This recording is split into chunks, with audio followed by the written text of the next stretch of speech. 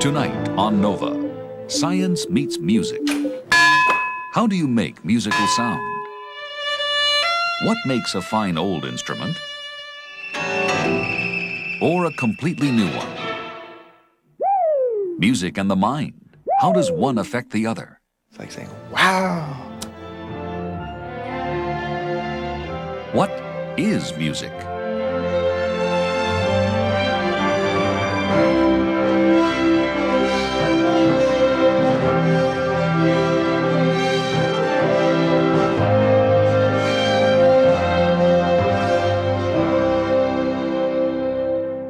Funding for NOVA is provided by Lockheed, a bold new force in systems engineering, management, and technology services for defense, space, and industry. And the Johnson & Johnson family of companies, supplying healthcare products worldwide. Major funding for NOVA is provided by the financial support of viewers like you.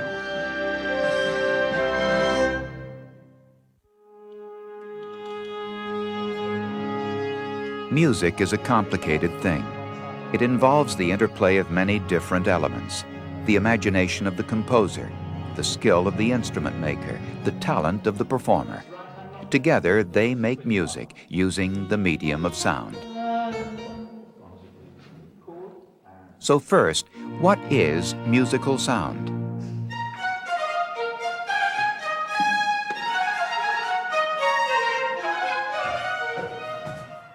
Eduard is a famous player of the carillon.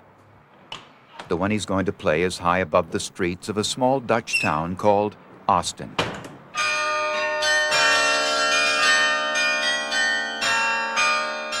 Bells are some of the oldest of musical instruments and a familiar sound here, although they're not to everyone's taste. Professional players learn tricks of the trade to limit the impact of those often jarring bell sounds. In the town's famous bell foundry, they construct sand and wax molds into which molten bronze is poured. It's a process which hasn't changed for centuries.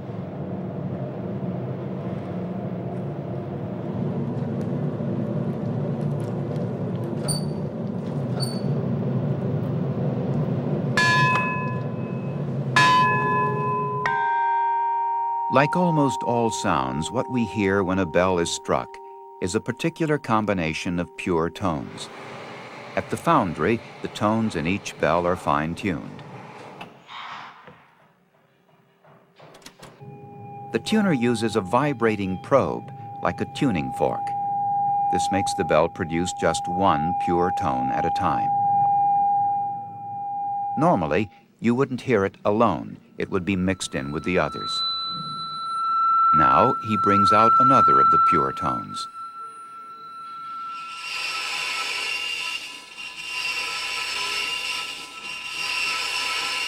By trimming different areas, the tuner finely adjusts each tone component. Working with the foundry recently has been acoustic scientist Adrian Houtsma.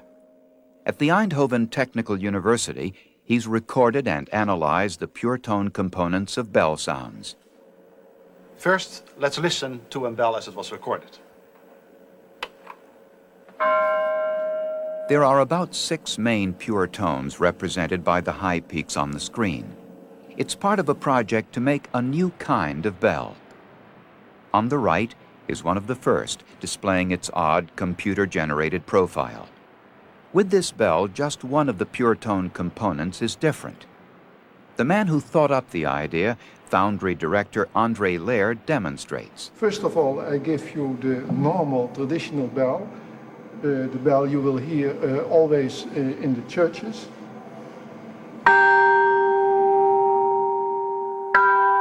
The new bell has a sweeter, more harmonious sound.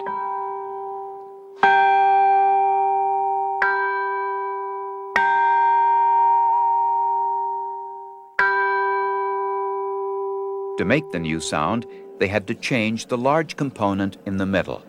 It's known as the minor third. Adrian Houtsma electronically isolated that third component.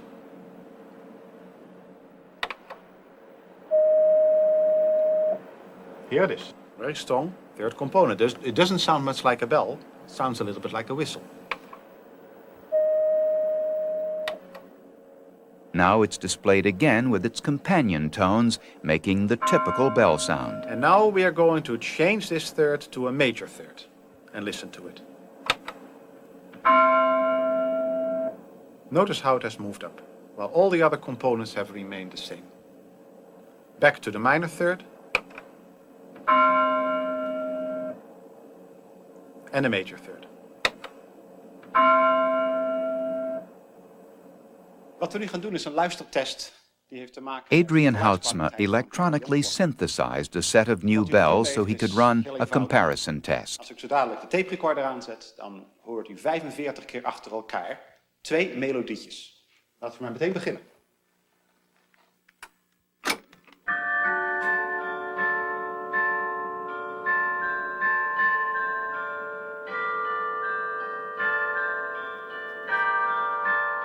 Only trained carillon players chose the old bells.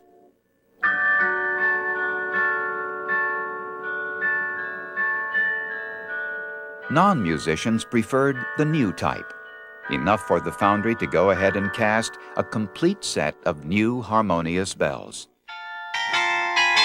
Here they are, played by Eduard.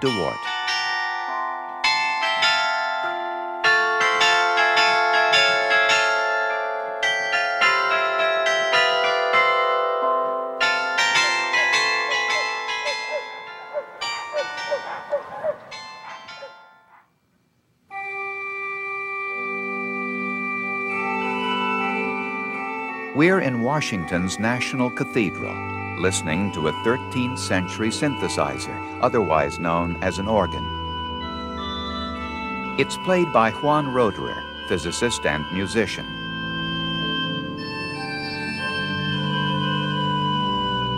Organs are different from other instruments. Once bells or trumpets or violins are built, the pure tone components they produce are fixed. Each has its own limited set of tones, which determines the quality of sound it produces. But organs have hundreds of pipes, each one able to produce a single pure tone. Roederer demonstrates some of them.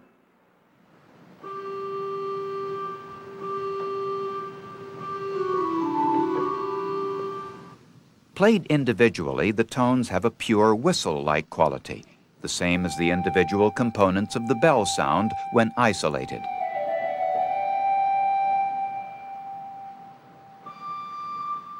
In fact, all musical sound is made up of tones like these. On the organ, they can be individually controlled.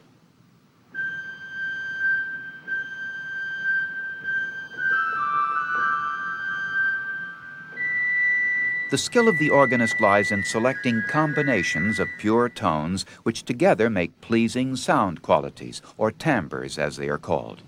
Let me play a little piece here at the beginning of a choral prelude to illustrate these differences in timbre. First, Roederer uses a combination of 5 pure tones. Watch or listen to the melody.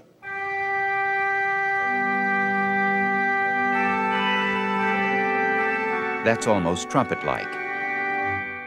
Let me change now. Let me throw away some of these sounds, and you have a different timbre.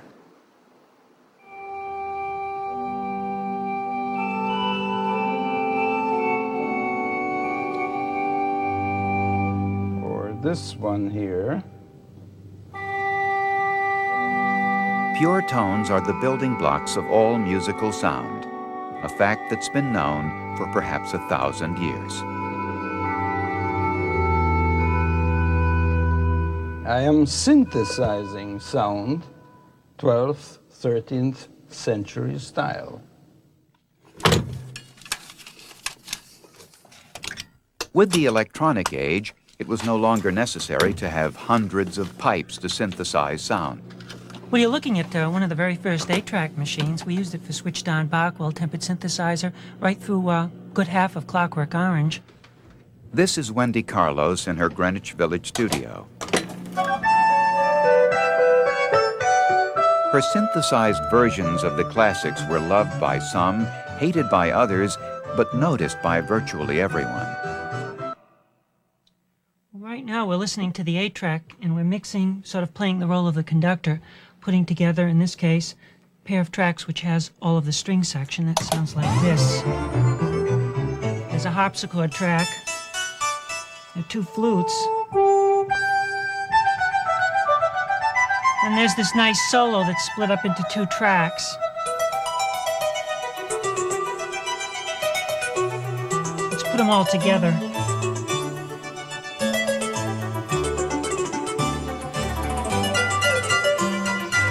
It needs a little more echo.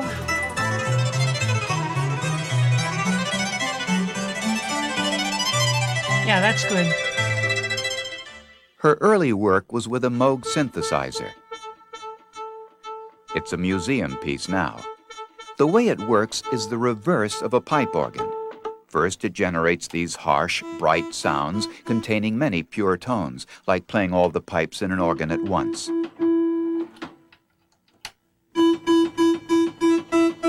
We would pass these bright waves into a filter, which in this case, literally like your tone controls on a hi-fi set, remove portions or boost portions of the sound.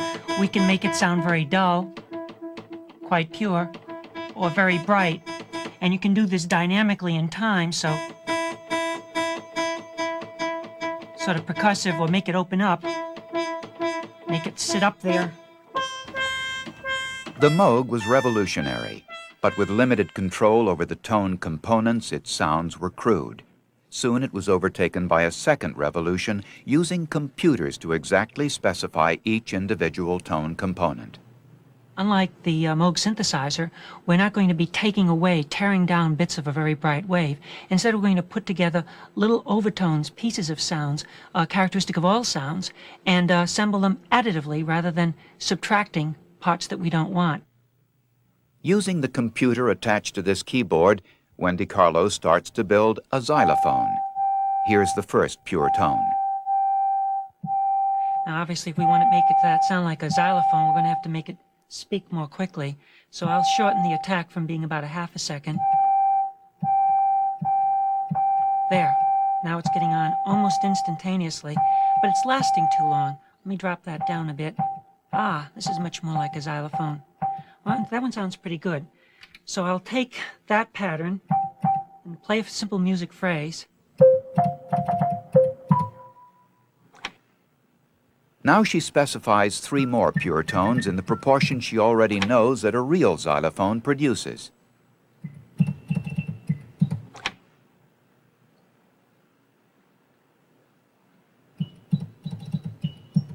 Now I'll put in all 4 of them. Now this is something that's very close to being a replica of a xylophone, but there's an element that's missing, and that is the hammer noise that you get with a real instrument when the mallet impacts against the wood.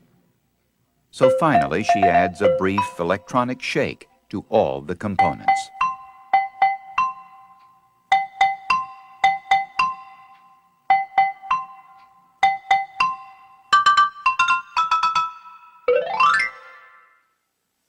This is the anechoic chamber at Bell Labs. Here, 10 years ago, when it became clear that computers were going to be able to do things like imitate xylophones, a critical experiment was done. Now we have the microphone in this direction, so you can play in that direction whenever you want, as soon as I close the door. Okay. Jean-Claude Risset was analyzing the pure tone components in a trumpet sound and was to make a critical discovery.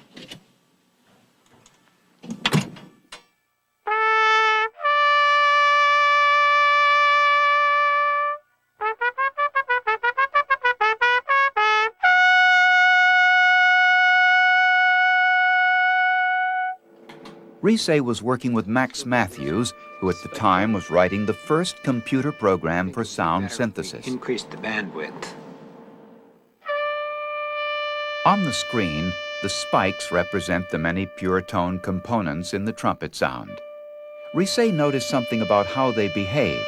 When it gets louder, more brilliant, there is more high-frequency energy coming in. The higher components, the ones on the right, only appear when the note gets louder. As a result, the sound quality changes, gets brighter. With this simple idea, for the first time, their computer could produce a sound which came close to that of a trumpet. Here it is.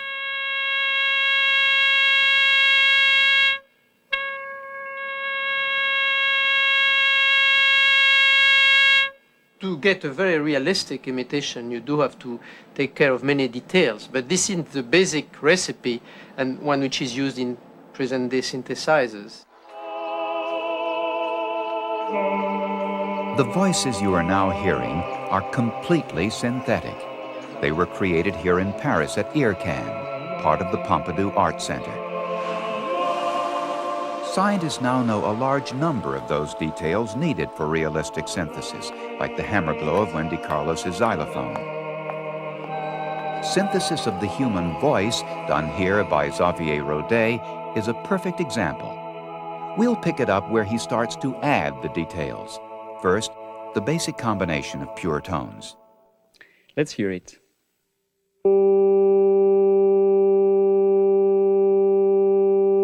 Now the first detail. In singing, it's very usual to add vibrato.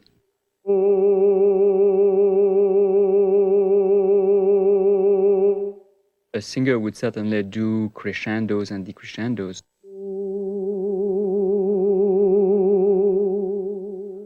What we heard was a kind of volume control change on the steady state tone, so it doesn't sound so natural. In fact, when a singer would do a crescendo, it would change the richness of the sound in high frequency. It's the same as the trumpet, a common effect. Then we have to consider the way a singer would go from one note to the other. Of course, we want to go from the note to the other in a much more natural way, which is something like a smooth transition from the low pitch to the high pitch.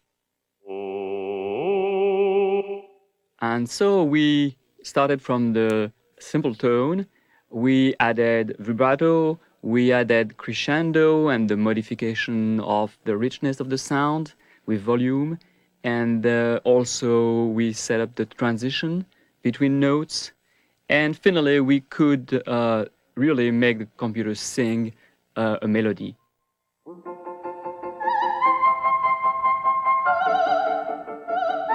In this piece, just the piano is real.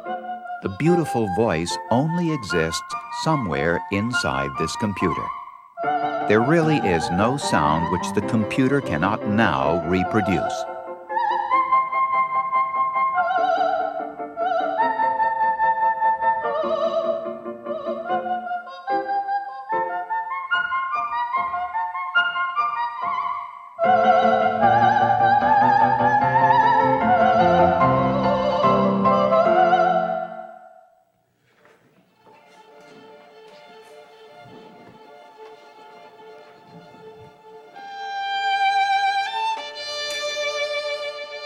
The sweet tones of the violin, entirely real in this case. But the instrument is far from conventional.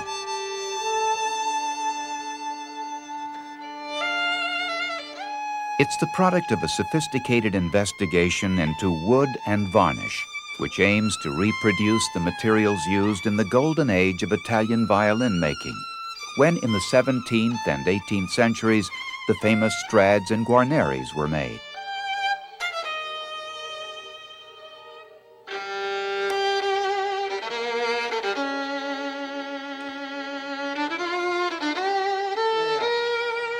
Violinist Zena Schiff's instrument owes its sound first to a piece of spruce wood, but treated in a particular way, like the darker sample on the left.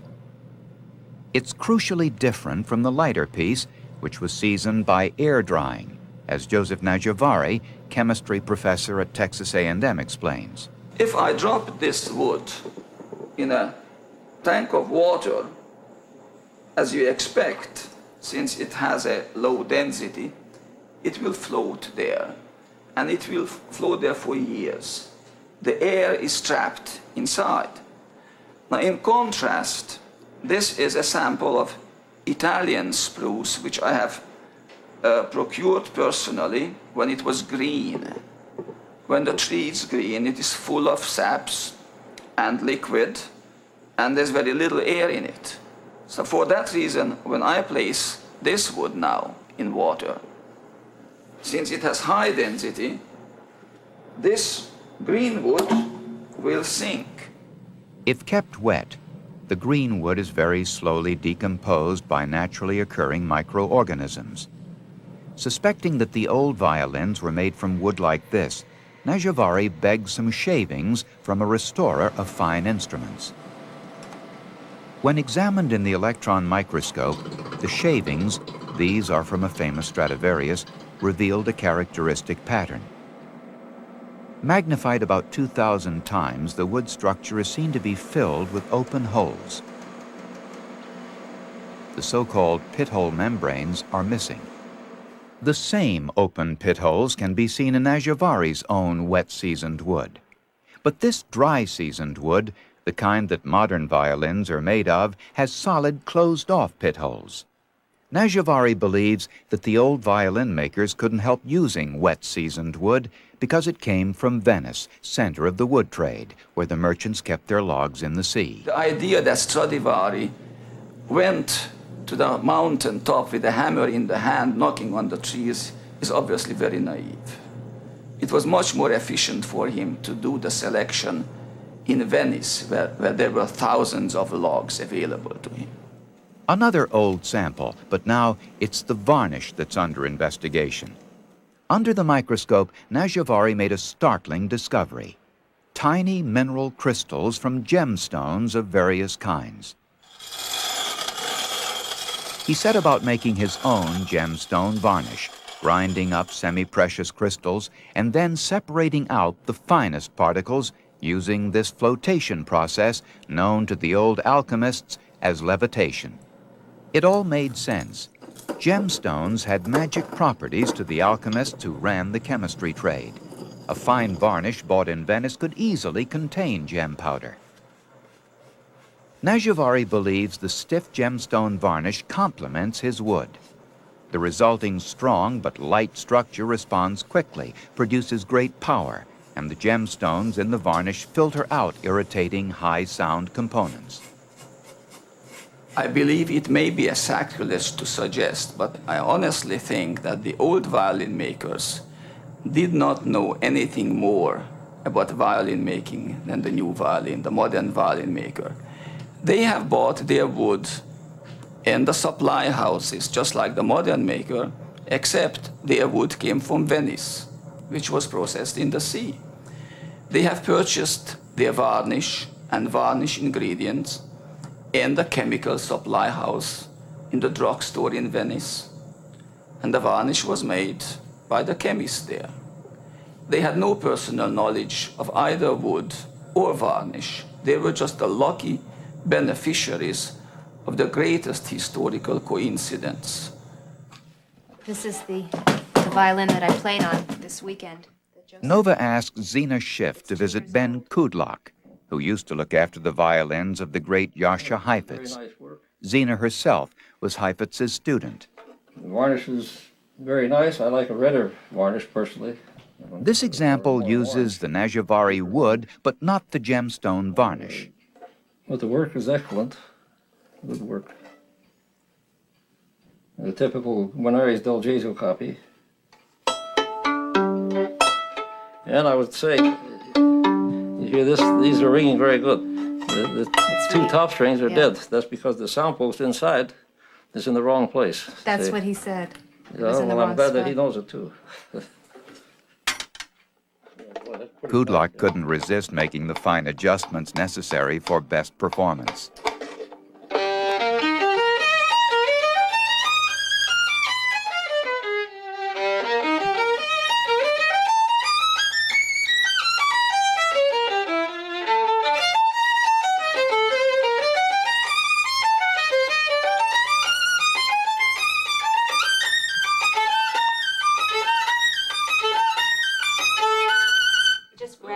Beautiful.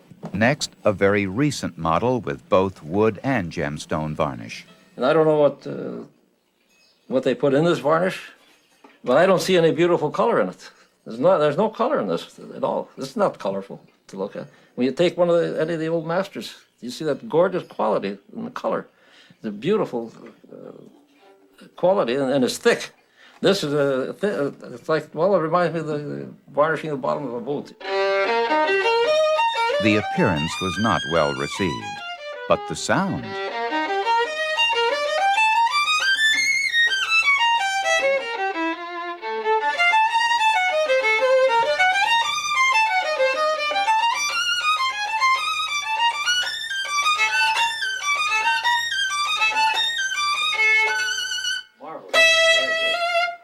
Very good. Boy, the overtones now, you have to hear those overtones, they're deafening. This sounds much better than the other one to me. That's what he said. Even though it's only 2 weeks old, it's even despite what some people say that the older ones, but he said this one's going to be better. That's right.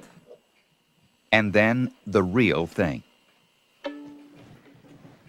Well, that's a beautiful violin. Well, that's the Joseph Phyllis Andry-Guarneri's, made in 1740 about, wasn't it? Yes. About 1740. Now look at this varnish. You see that rich gold, that golden brown color? All this is original. And from here, where it's worn off from playing, it's still protected. The wood is protected. Looks good and sounds beautiful.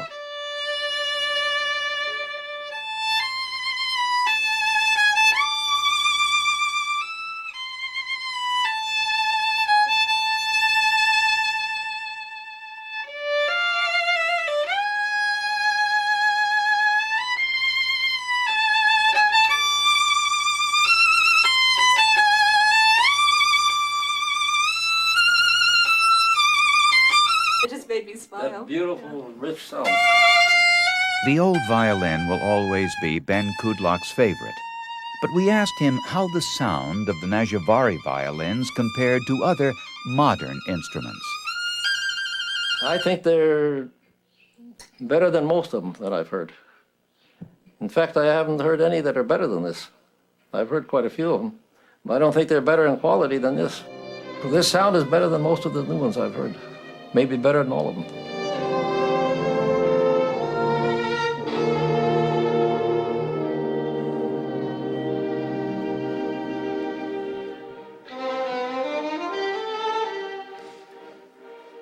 Judging fine violins is, even in this computer age, a subjective business. We left the newest violin with Ben Kudlak. He wanted to make some adjustments and fit a new bridge, and he went to a Zina Schiff concert. His conviction was strengthened. It was, he said, the best new violin I've heard.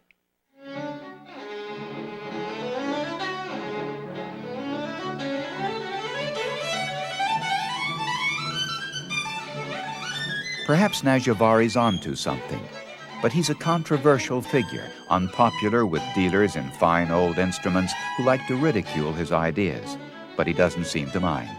I have had many thrills in my life. Surviving World War II was one of them, but this is clearly a highlight to hear a brilliant player in one of the great concertos of all times played on my violin.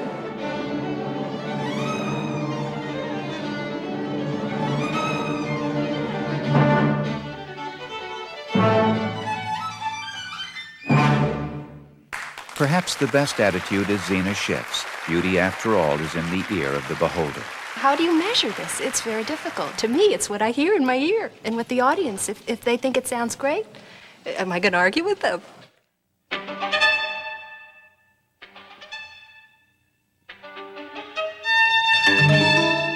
As Zina Schiff understands, the relationship between performer and audience is a vital one. That's why the electronic violin and this strange drum were invented.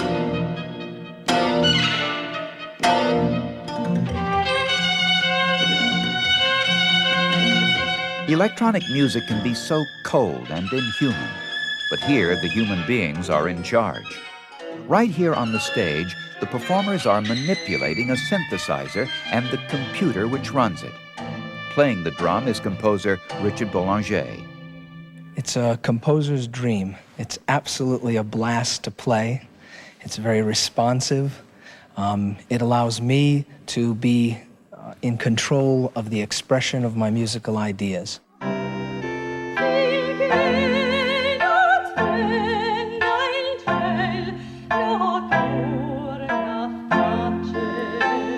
Max Matthews invented the drum. For him, the baton, as he calls it, opens up music making to people who cannot play an instrument. The computer already knows the score. The baton lets him conduct the orchestra however he wants. The loudness of the winds is controlled by this axis, so that this will be loud for the winds and this will be soft. And the loudness of the strings is controlled by this axis, so the strings are loud here and soft here. I'll illustrate that by playing a little example from the beginning of the aria. And it starts with the woodwinds loud.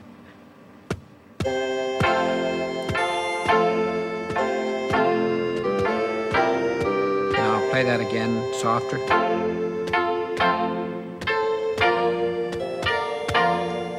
Now we'll bring them up.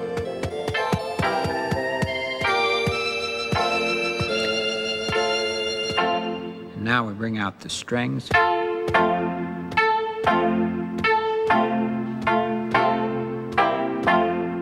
And now the winds. So you see I have very complete control over the voices of the orchestra. And of course there's a soprano that sings with this. And I can follow her singing very closely, and I can balance my sound to how loud she wants the music.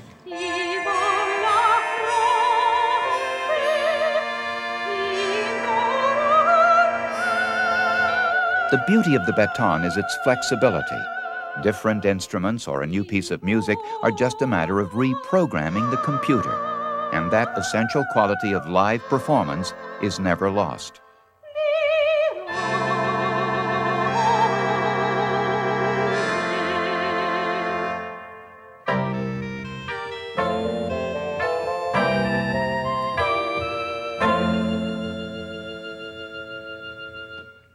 The human control, it turns the computer back into at last a musical instrument.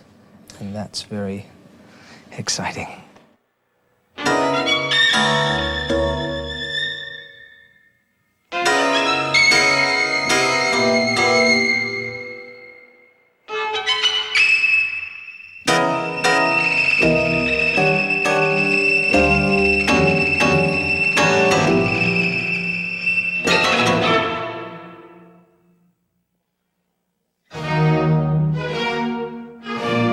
Boston's Handel and Haydn Society is playing the overture to Messiah. The instruments are all antiques or close copies, matching precisely the 18th century music being played. But whether playing computers or cellos, performers bring a vital added dimension, their style of playing.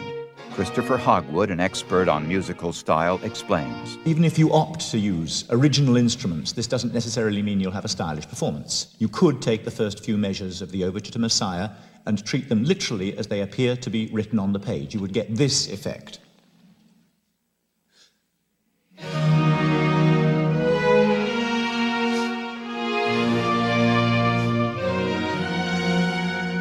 So a large part of what music consists of is musical style. But what's musical is an elusive thing.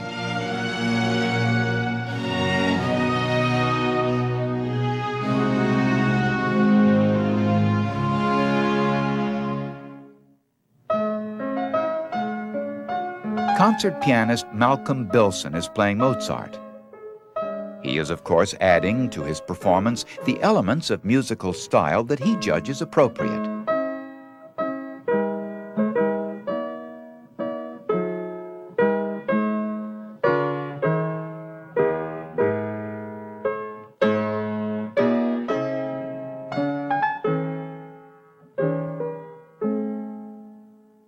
I'd like to ask you to play unmusically, and by that I mean don't do whatever you consider to be At Cornell, psychologist Caroline Palmer persuades musicians to remove all musical elements from their playing.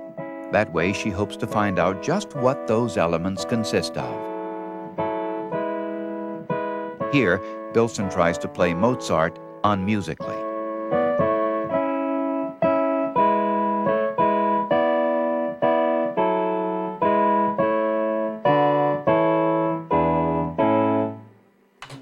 Okay. She looks at different historical periods. That was classical Mozart. This is Romantic Brahms. First, he plays it musically.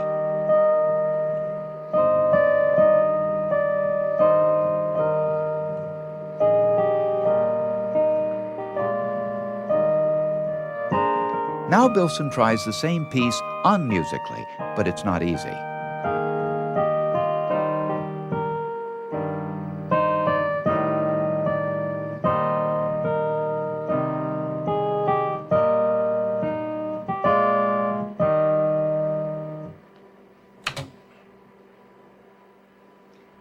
Did you feel that was your most unmusical performance? Probably not. You know, it's still like a poem after all this thing. It is a lullaby. It's like a poem, and I just can't help hearing lines. And sometimes I reflected that a little bit. I'm sorry. Mm-hmm. Well, can I make you try it again? Yeah, I could probably do it somewhat worse.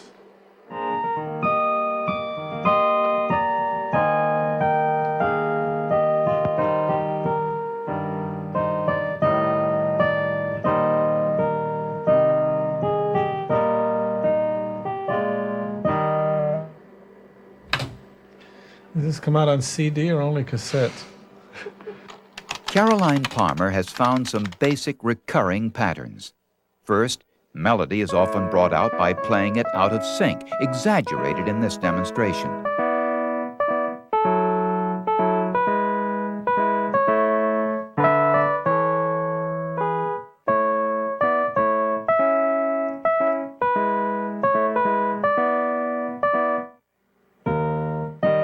Next, unmusical playing is choppy, like this, called staccato.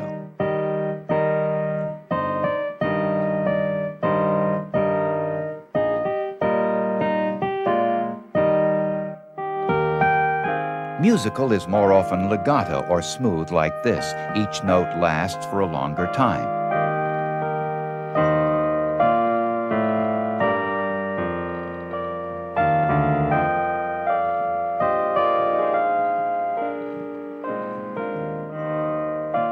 And finally, there's rubato, small, expressive changes of pace.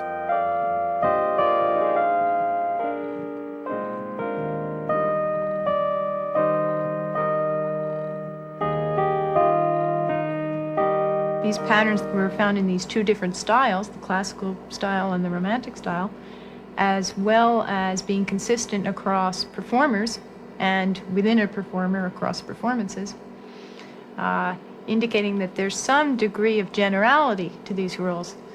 Now, there's probably many other rules characterizing musical performance, and some of which may be very specific to the interpretation as well as the instrument being played and the style of the period. But I think timing is an important dimension for all instruments. It's one of the dimensions on which performers can manipulate information to communicate their interpretation to listeners.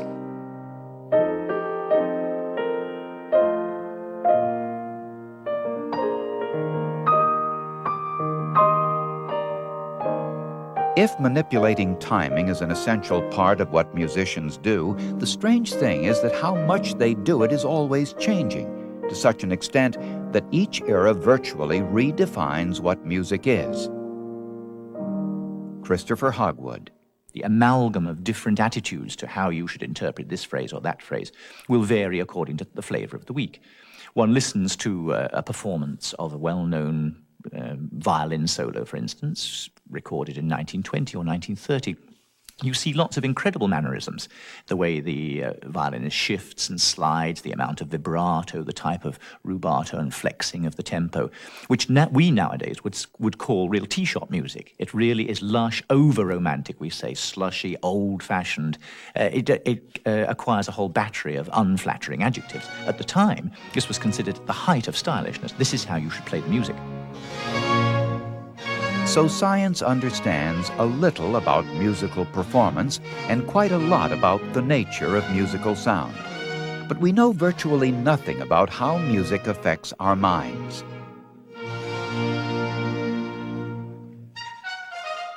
Yet millions in the Nova audience will find this music stirring or exciting or fascinating, evocative in some way or another.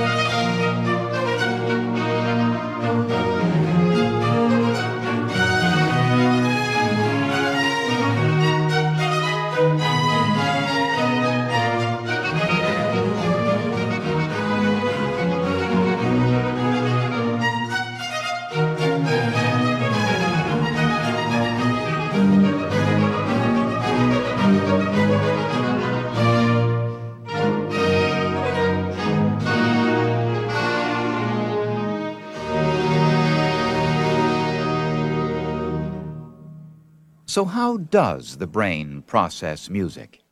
Put the headphones on with the red headphone to the right ear and the blue headphone to the left.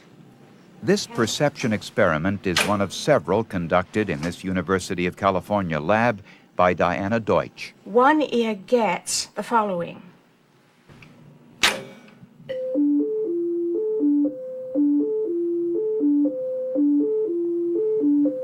And at the same time, the other ear gets.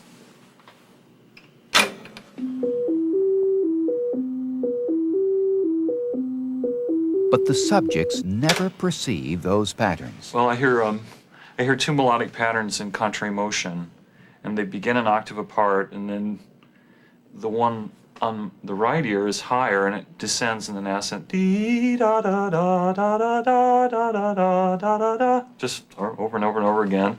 And then there's one on the left ear, which is low, and begins an octave below that. Dee dee dee dee dee dee dee dee dee dee dee dee dee. What is going on in the brain? This is the input to one ear, and this to the other. Together, the brain constructs two new melodies. We'll separate one out. It's made up from notes that are as close in pitch as possible. Diana Deutsch believes that's what we are used to hearing with natural sounds. Similar sounds are likely to be coming from one source and different sounds from different sources. So with this type of pattern, it makes sense for the listener to assume that tones in one frequency range are coming from one source and tones in another frequency range from a different source. We therefore perceptually reorganize the tones in accordance with this interpretation. We are reorganizing this orchestra so we can hear a remarkable example of this effect. The musicians who played the second violin part are moving to their 19th century position on the right. The passage will be from Tchaikovsky's Sixth Symphony, written when orchestras were arranged this way. With the second violins now on the right, the first violin section remains on the left. This is the first violin part.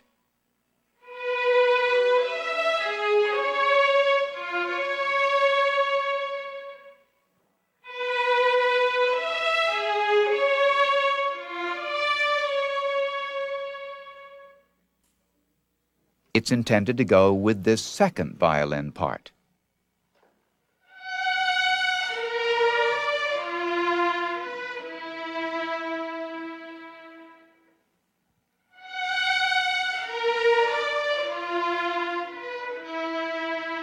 Now, together, something new emerges.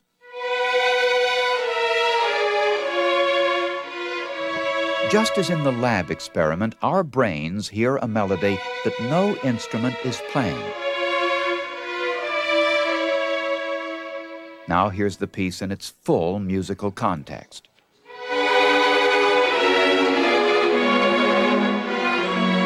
It's a perfect example of the complexities that appear when you try to analyze how music and mind interact.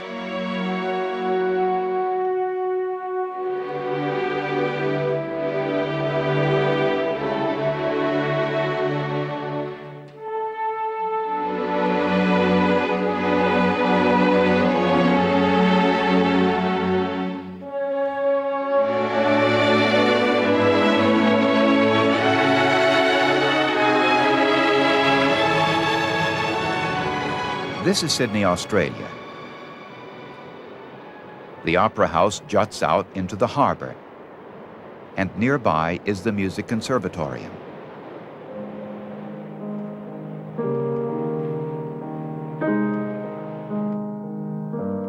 It houses perhaps the only scientist in the world who's worked on emotion in music. Manfred Kleins is a neuroscientist by training, but a musician by inclination. He's worked for many years on gesture. In fact, he's recorded these simple pressure signals generated while imagining music for some of the world's greatest musicians.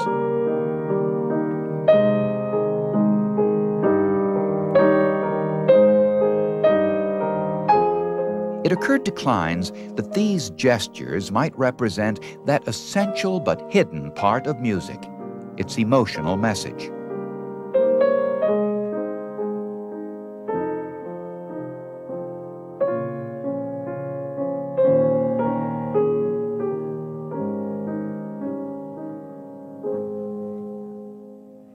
Anger. So he started a bizarre series of experiments. Subjects were asked to use finger pressure to express different emotions. Grief. For many subjects, the gesture and the emotion apparently reinforced each other.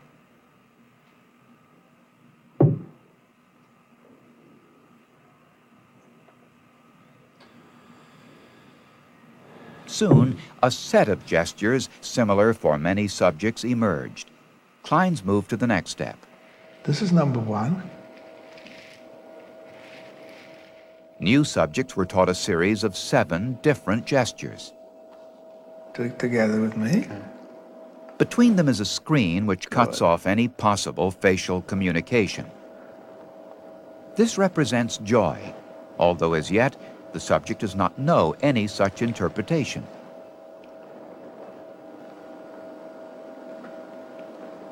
This is grief. We'll superimpose how the pressure on the button changes so the shape becomes clear.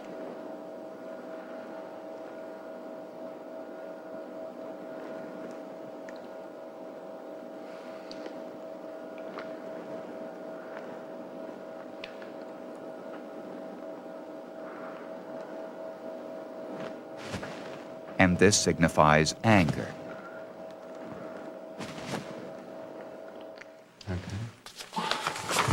Could you look at this?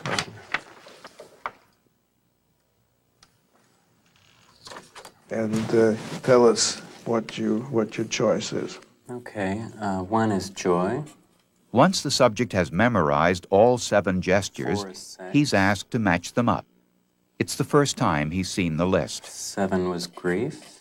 Several hundred subjects in Australia and America had no difficulty matching gestures to the emotions which had first generated them.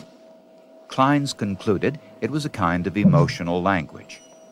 And then he had another idea. He could convert the gestures into sounds. The harder the push, the higher and louder the sound. As you express the particular quality, that same shape became the shape of the sound in terms of pitch and in terms of amplitude or loudness. And the first one of these represents anger. That has an abruptness to it, just like the actual anger expression. It's territorial defense. This is grief.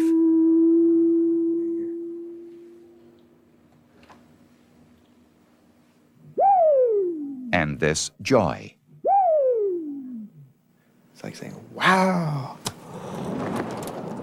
With this new tool, he sped off into the Australian outback. The sound shapes communicated emotions to his white subjects as effectively as the visual forms. But what about people of a different culture? Are the shapes more universal?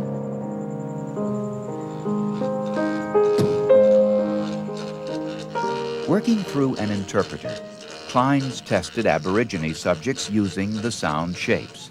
The order in which he will hear it is not the order in which these are written here. Tell him that here could be any one first. It doesn't matter which. I order on the younger guy with changing and joke. Good.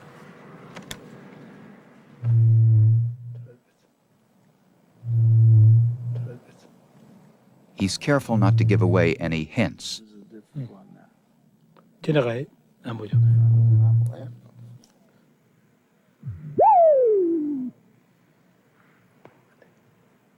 He found essentially no difference between Aborigine and Western subjects in ability to identify the shapes.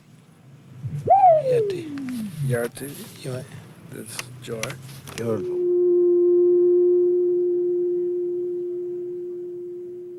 So Kleins believes these forms are a universal emotional language and are to be found everywhere in music. Music is par excellence a language of emotions. For example, the funeral march of Beethoven's Eroica, where he expresses grief along the lines of these shapes that you had.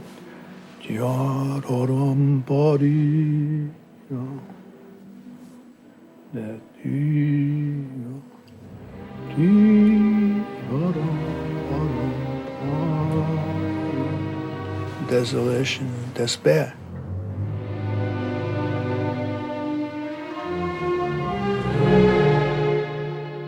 And in Haydn, there's exuberance, joy.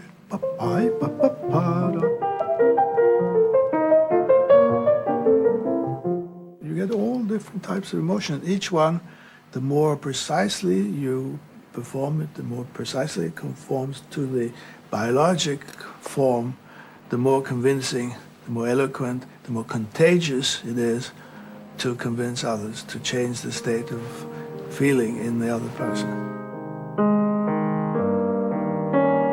So music is emotions, it's complex sounds, it's musicians adjusting their performances, and much more. We asked our participants what they think music is. Music lets you become free of your own personal life. In Paris, what is music? A structure in time and sounds that tells us something, that moves us somewhere. In Greenwich Village, what is music? I like Perez's definition. He said it was organized sound.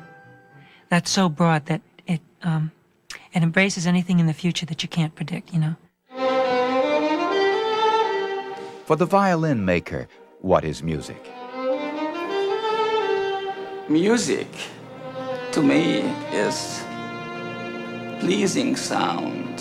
The beauty of the sound, to me, primarily is music. To the violinist, what is music?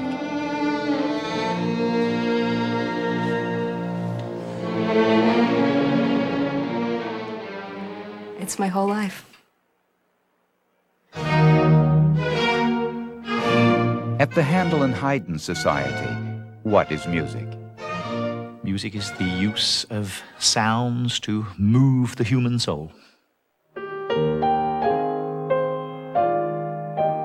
For the concert pianist, what is music? I don't know what it is. I don't know why it's good or anything, but it seems awfully important. And for the scientist, What is music?